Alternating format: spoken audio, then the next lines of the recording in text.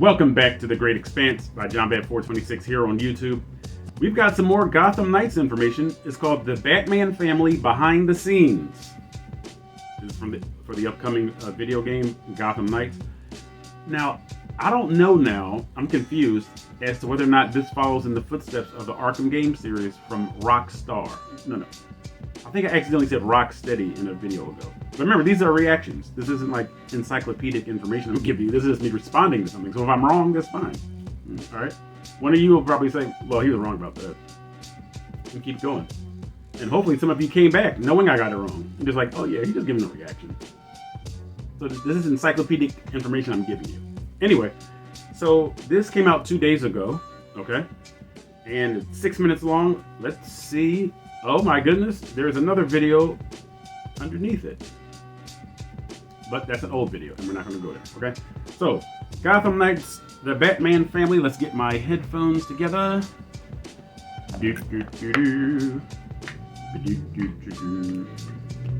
stop humming the message before somebody wants to give me a copyright strike or a copyright claim. He just announced what the song is. So we're doing Gotham Knights, the Batman Family Behind the Scenes for DC in 3, 2, 1, go. Violence, blood, language, use of alcohol and tobacco. There is no Gotham Knights without Batman Family. The fans trust us to be true to the universe. They also want to be surprised. Really, everything is new. Everything is new. Batman Family means different things to different people. We have chosen to explore the theme of found family within the context of Batman Family. There's been a big fracture in the Batman family.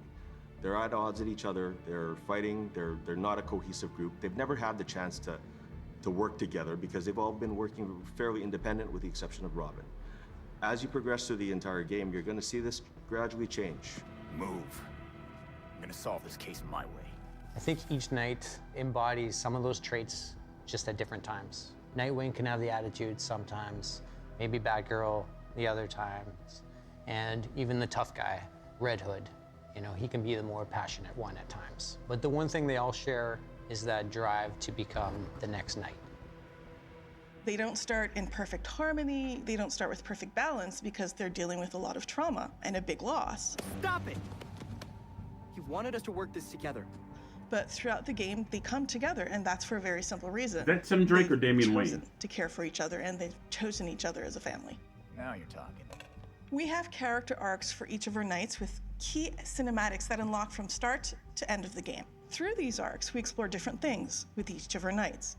One thing we delve into is how trauma can affect memory, how grief can linger, and isn't just resolved in a single moment, or even might not be about just a single loss. When the fans found out that Batman was dead in our game, some of them were expecting to see him.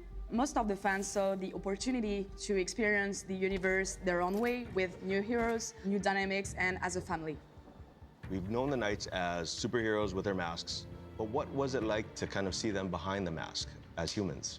When we look at the way each knight was designed, we took a cue from our comic book roots. You know, we did some pretty classic shape language design. For example, Red Hood, blocky, square, tank-like.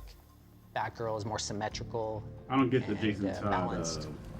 Robin, departure. lower, lighter, stealthy. 3 of them were Nightwing. Robin at one point. Agile, So why would Jason Todd angular, suddenly sharp. hit the weight By room having and that kind of shape inject language, himself with, it not like, only helps force us hormones? develop the way the characters look, but it also goes on to support how the characters move in animation. The team put a lot of effort in making every character really special, with emotional ways to react to situations. Every character has its own path. We worked with Wilson and the cinematics team to make sure that we could showcase their progression, not just in the things they say, but also in what they do. We wanted to create a custom experience for the player and for the viewer to kind of see that they're going to structurally have the same scene, but they're going to see that scene with their own flavor depending on who they play. Clear out now. You'll regret it. Having a very solid foundation with the performance of the actors was critical because we got that nice base level. Once we take that, we actually bring it with the animators to kind of fine-tune and really improve everything, bring those facial emotions, putting their take on it. And this is something that we really wanted to make sure that we got it right. In the Belfry, we see the Knights as humans, as young people talking to each other, having a life, wearing more contemporary, normal clothes.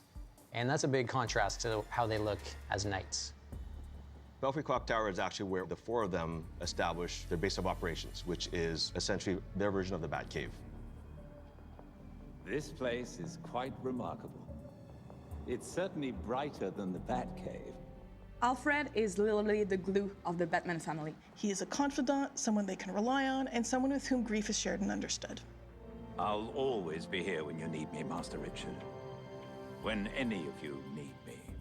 Previously, Alfred had to really manage Bruce by himself. Now fast forward to Gotham Knights, now he has four versions of Bruce that he has to manage. He is steady and endlessly reliable, but he also will not put up with anyone's nonsense. Alfred's fatherly. He's tough, he's caring, he's stoic. We took a pretty old school approach, iterating on sketches and sculpts until we found something that really resonated with us emotionally. When you have the four heroes there together with Alfred, kind of figuring out the space, we've actually managed to pack in, I think, almost 40 cinematics in that little space. But each tell a very different story and a very different perspective of how they live together as a group. Every time Bruce came home, I patched him up. Just as I now do for you. It was important that our players would be able to relate to these characters on a very basic human level, and that's what we wanted to showcase with our Belfry moments. Not just in the cinematics that happen there, but also in the environment and the ambient conversations, even in the props you find through the Belfry. There has been so much love put by our entire team in this game, so much effort and dedication. I really hope it shines through and it provides an amazing experience. I really hope fans and players appreciate the variety of looks they can have for their Knight. I hope they find one that resonates with them and it kind of becomes their favorite.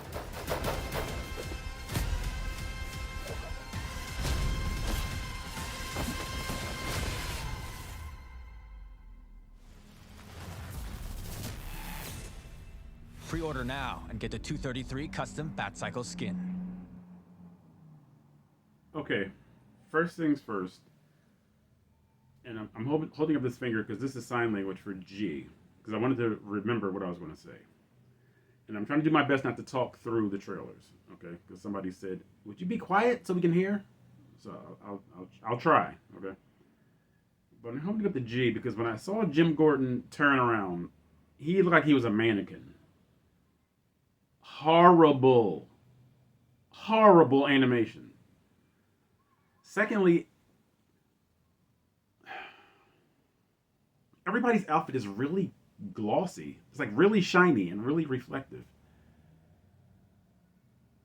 And I don't know why that bothers me. And I know it's apparently like an ever-present rainfall in Gotham City. But I don't like the shine on everything. That's just me. This is my reaction. This is my take. But overall, I like this, but it feels like it's going the way of regular video games with like these long cinematics. Like it really feels like The Last of Us or something. It's like you're really going to explore who they are outside of the costume when they're not fighting crime. And they showed, Alfred putting an ice pack on Dick Grayson's shoulder. It showed Jason Todd having a mental health issue. And did he inject himself with venom? Like, why is he physically bigger than everyone now? Like, did he have a growth spurt when he was brought back to life? I'm not crazy about that direction. I'm not. I mean, you might as well just get now, you know who would look like that? Lockdown.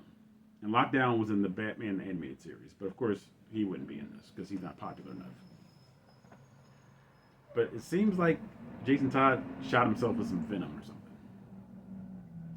Now, has the needle moved backwards or forward? I'm saying it moved a little forward. Even with my complaints about Jim Gordon turning around and his arm not moving, I noticed stuff like that. I'm sorry.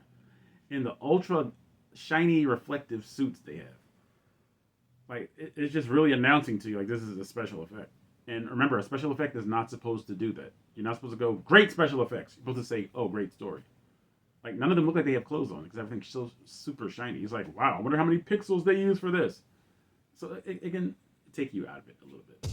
But that was Gotham Knights behind the scenes, the Batman family. Like I said, the needle still moved forward a little bit and is still set to be released on October 21st. I'm going to get this game. And I haven't bought a video game in years. I'm being honest. The last video game I bought, I think, was NBA 2K21. I think they came out in 2020. But I'm buying this one. And the cowl that I think Jason Todd was looking at looks like the same one that Bruce ripped off his, or no, Scarecrow ripped off his face at the end of Arkham Knight. I mean, maybe I'm wrong. But maybe this is in the same vein as the Arkham Knight. If so, I would greatly appreciate that. And I want a featurette on Mr. Freeze. Now, if you saw my video about the 30th anniversary of Batman the Animated Series, I love Mr. Freeze. I love him. And I want to see a featurette with just him. I know we had the villains trailer, but I want more. I want just Freeze. All right. So this has been The Great Expanse by John Bat 426. I'm hoping I'm able to air this video because lately my trailer reactions have been copyright claimed a lot. I don't get it. YouTube, your algorithm sucks. Anyway, you don't suck, and this channel don't suck. So we're going to do everything we can to make sure everything is legal, everything ties together, and it fits compactly. And hopefully it's exactly what you want, is exactly what you expect. All right? And hopefully if something unexpected comes, you'll welcome the unexpected. All right? So let's continue to make The Great Expanse by John Bat 426 expand, and let's make this channel the smart money. Maybe not the fast money, but let's make this the smart money. Thank you so much.